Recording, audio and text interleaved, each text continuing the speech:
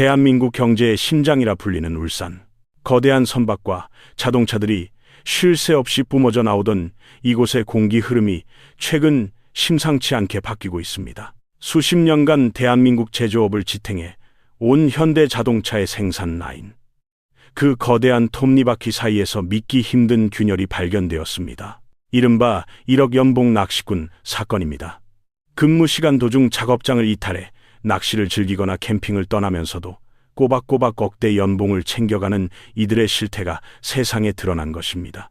이는 단순한 근무 태만의 문제가 아니었습니다. 그것은 강성 노조라는 거대한 방패 뒤에 숨어 생산성 없는 고임금 구조를 당연시해온 한국 제조업의 썩은 살점이자 도덕적 해이의 극치였습니다. 지금까지 현대차 경영진은 노조와의 마찰을 최소화하기 위해 이러한 관행을 알면서도 묵인해 온 것이 사실입니다. 파업이 발생하면 천문학적인 손실이 발생하기 때문에 적당한 타협과 보상으로 문제를 덮어두는 것이 관례였습니다. 하지만 이번에는 달랐습니다. 사측은 전례 없는 강도로 칼을 빼들었습니다. 근무지 무단 이탈자에 대한 즉각적인 징계와 해고, 그리고 이를 비호하려는 노조의 반발에 대한 무관용 원칙 선언. 이것은 단순한 사규 위반 단속이 아닙니다. 지난 30년간 한국 경제를 지배해온 노조 불패 신화에 대한 정면 도전이자 더 이상 고비용 저효율 구조로는 글로벌 시장에서 생존할 수 없다는 절박한 비명이기도 합니다. 우리가 이 사건에 주목해야 하는 이유는 명확합니다.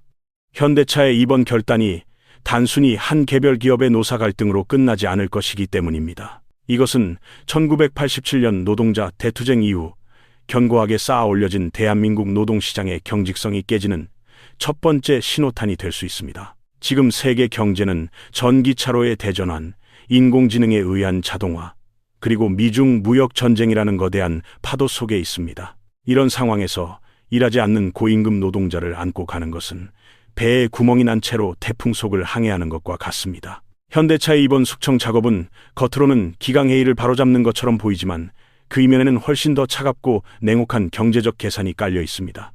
바로 인건비 절감과 생산성 혁신 없이는 다가올 경제 침체의 파도를 넘을 수 없다는 위기감입니다. 오늘 다큐멘터리에서는 현대차의 이번 사태를 시작으로 현재 한국 경제가 직면한 구조적 위기의 실체를 낱낱이 파헤쳐 볼 것입니다. 과연 이 칼바람은 낚시꾼 몇 명을 쫓아내는 것으로 끝날까요? 아니면 대한민국 중산층의 삶을 송두리째 흔들 거대한 노동개혁의 서막일까요?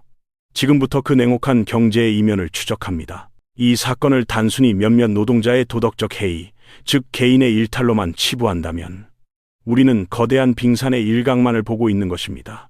현대차 경영진이 칼을 빼든 진짜 이유는 따로 있습니다. 그것은 바로 한국 제조업 전체를 서서히 질식시키고 있는 고비용 저효율 구조가 이제 더 이상 버틸 수 없는 임계점에 도달했다는 명백한 시그널이기 때문입니다. 경제학적 관점에서 볼 때 노동의 가치는 생산성과 비례해야 합니다. 그러나 지난 수십 년간 대한민국 제조업 현장은 생산성의 증가 속도보다 임금 상승 속도가 훨씬 가파르게 진행되어 왔습니다.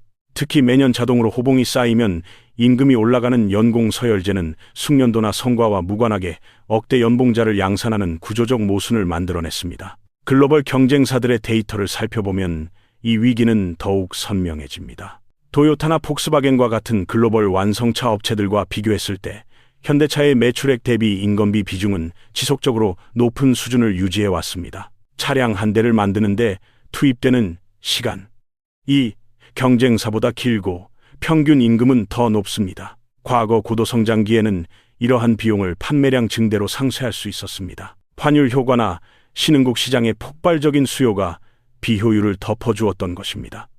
하지만 지금은 상황이 완전히 달라졌습니다. 전 세계적인 고금리 기조와 유동성 축소, 그리고 미중 패권 전쟁으로 인한 공급망 재편은 기업들에게 마른 수건도 다시 짜야 하는 극한의 효율성을 요구하고 있습니다. 더욱 치명적인 위기의 징후는 산업의 패러다임 전환에서 오고 있습니다. 내연기관차에서 전기차, EV로의 전환은 단순히 엔진이 모터로 바뀌는 기술적 변화가 아닙니다. 내연기관차에 비해 전기차는 부품 수가 30% 이상 적게 들어갑니다. 이는 공학적으로 볼 때 조립 공정에 필요한 인력이 필연적으로 30% 이상 줄어들어야 함을 의미합니다. 즉, 현재의 인력 규모를 그대로 유지한다는 것은 기업 입장에서 막대한 고정비 손실을 떠안고 가는 셈입니다. 낚시를 하러 간 노동자를 적발해낸 것은 이제 더 이상 잉여 인력을 안고 갈 여력이 없다는 기업의 절박한 비명과도 같습니다. 지금 한국 경제 곳곳에서는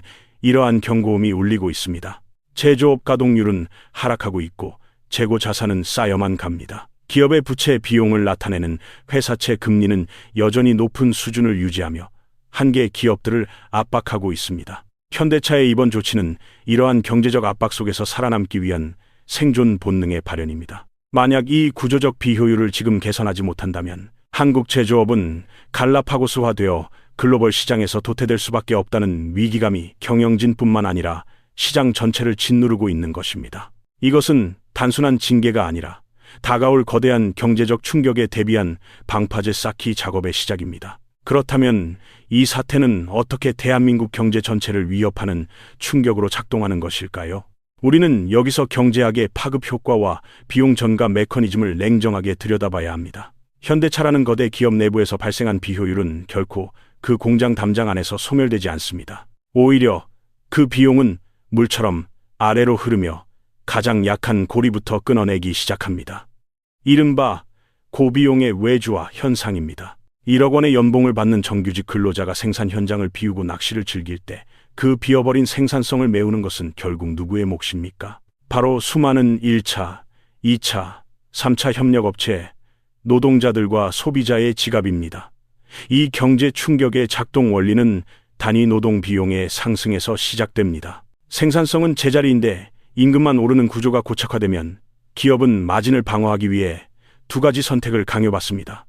첫째는 완성차 가격의 인상입니다. 이는 소비자 물가 상승, 즉 임금발 인플레이션을 자극하여 가계의 실질 구매력을 떨어뜨립니다. 둘째는 협력업체에 대한 납품 단가 인하 압박입니다. 원청이 짊어진 방만한 인건비 부담을 메우기 위해 하청 업체들은 뼈를 깎는 원가 절감을 강요받게 되고, 이는 중소기업 근로자들의 저임금 고착화라는 노동시장의 이중 구조를 더욱 악화시킵니다. 결국 귀족 노조의 특권은 하청 노동자의 눈물 위에서 유지되는 셈입니다. 더욱 무서운 것은 자본의 탈출 메커니즘입니다. 경제는 감정이 없는 차가운 계산에 의해 움직입니다. 글로벌 투자 자본은 강성 노조가 버티고 있는 한국 시장을 고위험 저수익 지역으로 분류하기 시작했습니다. 한국의 단위 노동 비용이 경쟁국 대비 높고 노동 유연성이 떨어지기 때문에 기업들은 국내 투자를 줄이고 생산 기지를 미국, 인도, 동남아 등 해외로 이전하는 결정을 내리게 됩니다. 이것이 바로 제조업 공동화 현상입니다. 현대차 울산 공장의 낚시꾼을 방치하는 것은 단순히 기강의 문제가 아니라 미래에 생겨날 양질의 일자리를 해외로 내쫓는 트리거 역할을 하게 되는 것입니다. 또한 이러한 경직성은 국가 전체의 잠재 성장률을 갉아먹습니다. 노동시장이 유연하지 못하면 사양산업에서 성장산업으로 인력이 이동하는 자원 재배분 기능이 마비됩니다. 4차 산업혁명 시대에 필요한 인재들은 갈 곳을 잃고 낡은 제조 라인에는 고임금 저효율 인력이 산리를 틀고 앉아 혁신을 가로막습니다. 이것은 경제학에서 말하는 전형적인 지대 추구렌 시킹 행위입니다. 생산적인 활동을 통해 부를 창출하는 것이 아니라 이미 확보한 기득권과 조직력을 이용해 파이의 더 큰 조각을 뜯어내려는 행태가 만연할 때 그 사회의 경제 활력은 급속도로 소멸하게 됩니다. 역사는 냉정합니다. 그리고 경제는 거짓말을 하지 않습니다. 지금 현대자동차가 마주한 이 풍경은 과거 세계 경제를 호령하던 거대 기업과 국가들이 몰락 직전에 보여주었던 전형적인 데자비입니다. 우리는 시선을 잠시 밖으로 돌려 노동시장의 경직성과 도덕적 해이가 어떤 파국을 불러왔는지, 혹은 고통스러운 개혁이 어떻게 국가의 운명을 바꾸었는지 그 적나라한 성적표를 확인해 봐야 합니다. 가장 소름 끼치도록 유사한 사례는 바로 2000년대 초반 미국 자동차 산업의 몰락을 예고했던 제너럴 모터스, GM의 잡스뱅크 제도입니다. 당시 GM은 강력한 전미 자동차 노조 UAW와의 협약에 따라 공장이 문을 닫거나 일감이 없어도 해고된 노동자에게 기존 임금의 95%를 보전해주는 기이한 제도를 운영했습니다. 노동자들은 출근해서 아무 일도 하지 않고 카드놀이를 하거나 TV를 보며 시간을 때웠고, 그럼에도 불구하고 꼬박꼬박 월급을 챙겨갔습니다. 울산 공장에서 낚시를 하러 간 직원들의 모습과 놀랍도록 겹쳐지지 않으십니까? 노동 없는 임금을 보장해준 대가는 처참했습니다. 고비용 구조를 견디지 못한 GM은 결국 2009년 파산 보호 신청을 하며 미국 경제에 씻을 수 없는 상처를 남겼고, 그 피해는 고스란히 디트로이트 시민들과 미국 납세자들의 몫이 되었습니다. 기업이 비효율을 껴안고 침몰할 때 그 안에 탄 노동자들의 삶 또한 결코 온전할 수 없음을 보여준 비극적 사례입니다. 국가 단위로 시야를 넓혀보면 우리는 그리스의 비극을 떠올리지 않을 수 없습니다. 2010년 남유럽 재정위기의 진원지였던 그리스는 공공부문의 방만한 운영과 생산성을 무시한 과도한 임금 인상이 국가 경제를 어떻게 파탄내는지 보여주는 교과서입니다. 그리스 철도공사의 평균 연봉이 1억 원에 육박했지만 정작 철도는 적자투성이었습니다. 일하지 않아도 보장받는 삶이라는 달콤한 환각제에 취해 있던 그리스는 글로벌 금융위기라는 외부 충격이 오자마자 국가부도 위기에 내몰렸습니다. IMF 구제금융의 가혹한 구조조정 칼날 아래서 연금은 반토막이 났고 청년 실업률은 50%를 치솟았습니다. 현실을 무시한 복지와 기득권 수호의 끝은 결국 국가적 빈곤이었습니다. 반면 뼈를 깎는 개혁으로 유럽의 병자에서 유럽의 엔진으로 부활한 독일의 사례는 우리에게 시사하는 바가 큽니다. 2000년대 초반 독일은 통일 비용 부담과 경직된 노동시장으로 인해 저성장의 폐해에 빠져 있었습니다. 이때 슈레더 총리는 지지층인 노조의 반발을 무릅쓰고 하르츠 개혁을 단행했습니다. 해고 요건을 완화하고 실업급여 기간을 단축하며 파견 근로를 허용하는 등 노동시장의 유연성을 대폭 강화한 것입니다. 당시에는 노동계약이라는 거센 비난을 받았지만 결과적으로 이 개혁은 독일 제조업의 경쟁력을 회복시키고 실업률을 획기적으로 낮추는 결정적인 계기가 되었습니다. 지금의 독일 경제가 누리는 풍요는 그때의 고통스러운 결단이 있었기에 가능한 것이었습니다. 지금 대한민국은 갈림길에 서 있습니다. GM과 그리스처럼 기득권 노조의 달콤한 그늘 아래서 서서히 침몰할 것인가, 아니면 독일처럼 고통스럽지만 필요한 수술을 감행하여 다시 한번 도약할 것인가. 현대차의 낚시꾼 숙청은 단순한 사내 징계가 아닙니다. 그것은 한국 경제가 제2의 GM 사태를 피하기 위해 반드시 통과해야 할 작지만 상징적인 첫 번째 관문입니다. 글로벌 시장은 지금 한국에게 묻고 있습니다. 당신들은 변할 준비가 되었는가? 현대차의 이번 결단이 한국 경제에 던지는 충격파는 실로 막대합니다. 이것은 단순히 특정 기업의 노사 갈등 문제를 넘어 대한민국 경제를 지탱하는 거대한 공급망 생태계와 노동시장의 이중 구조를 정조준하고 있기 때문입니다. 경제학적으로 볼 때 현대차는 한국 제조업 피라미드의 최정점에 위치한 포식자이자 낙수 효과의 시발점입니다. 하지만 그동안 이 낙수 효과는 왜곡되어 왔습니다. 최상위 포식자가 비효율적인 인건비 구조와 낮은 생산성을 유지하는 동안 그 비용 부담은 고스란히 5천여 개에 달하는 1차, 2차, 3차 협력업체들에게 전가되었습니다. 원청의 고임금 저효율을 메우기 위해 하청업체들은 납품 단가이나 압박세 아래 시달려야 했고, 이는 중소기업 근로자들의 저임금과 열악한 처우로 이어지는 악순환의 고리를 만들었습니다. 현대차의 낚시꾼 숙청은 바로 이 견고한 악순환의 고리에 가해진 첫 번째 타격입니다. 만약 현대차가 이번 개혁을 통해 생산성을 글로벌 수준으로 끌어올리고 불필요한 비용을 절감한다면 이는 협력업체들과의 상생을 위한 여력을 확보하는 계기가 될 수 있습니다. 하지만 반대로 이 시도가 실패하고 강성노조의 반발에 밀려 유야무야 된다면 한국 경제의 허리인 중소제조 생태계는 한계 상황에 직면하게 될 것입니다. 원청이 변하지 않으면 하청은 생존할 수 없는 구조이기 때문입니다. 이는 곧 한국 경제의 고질병인 대기업, 중소기업 간 임금 격차와 노동시장 양극화를 더욱 심화시켜 사회적 갈등 비용을 천문학적으로 증가시키는 뇌관이 될 것입니다. 더욱 뼈아픈 대목은 이 사태가 미래 세대의 기회를 어떻게 잠식하고 있는가 하는 점입니다. 철옹성 같은 기득권 노조가 생산성과 무관하게 고용 세습과 정년 연장을 요구하며 자리를 지키는 동안 기업의 신규 채용 여력은 급격히 줄어들었습니다. 청년들은 단군 일에 최고의 스펙을 갖추고도 일자리를 찾지 못해 거리를 헤매는 반면 생산 라인을 이탈해 낚시를 즐기는 기성세대는 억대 연봉을 받으며 호의호식하는 현실. 이것은 명백한 세대 간 착취이자 경제 정의의 붕괴입니다. 기업이 새로운 피를 수혈하지 못하고 고인물만 썩어가는 조직이 될 때 그 기업의 혁신 동력은 멈추게 되고 이는 곧 국가 경쟁력의 하락으로 직결됩니다. 또한 외국인 투자자들은 이번 사태를 코리아 디스카운트의 핵심 지표로 주시하고 있습니다. 노동시장의 경직성과 예측 불가능한 노사 리스크는 글로벌 자본이 한국 시장을 저평가하는 주된 원인 중 하나입니다. 블룸버그와 같은 외신들이 한국의 강성 노조 문화를 지적할 때마다 한국의 국가 신용부도스와 FCDS 프리미엄은 불안하게 출렁입니다. 만약 현대차가 이번 사태를 통해 법과 원칙이 통하는 합리적인 노사관계의 선례를 남긴다면 이는 한국 시장에 대한 글로벌 신뢰도를 회복하고 해외 자본의 유입을 촉진하는 강력한 시그널이 될 것입니다. 반면 이번에도 타협한다면 한국은 영원히 매력적이지만 위험한 투자처로 남게 될 것이며 이는 장기적으로 원화 가치 하락과 자본 유출을 부추기는 요인이 될 것입니다. 정부와 중앙은행, 즉 한국은행이 일개 민간 기업의 징계 사건을 이토록 숨죽이며 예의주시하는 이유는 명확합니다. 이것이 현재 대한민국 거시경제가 직면한 가장 치명적인 리스크, 바로 잠재 성장률 하락과 고착화된 인플레이션의 뇌관을 건드리고 있기 때문입니다. 경제학적으로 볼 때 중앙은행이 금리를 조절하여 물가를 잡으려 해도 노동시장이 경직되어 있으면 그 정책 효과는 반감될 수밖에 없습니다.